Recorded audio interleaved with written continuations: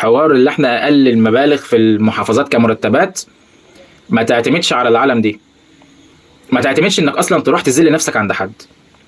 استحمل سنه سنتين تكون عملت لك جمعيه نظيفه، واعمل لك اي مصلحه، اي مصلحه.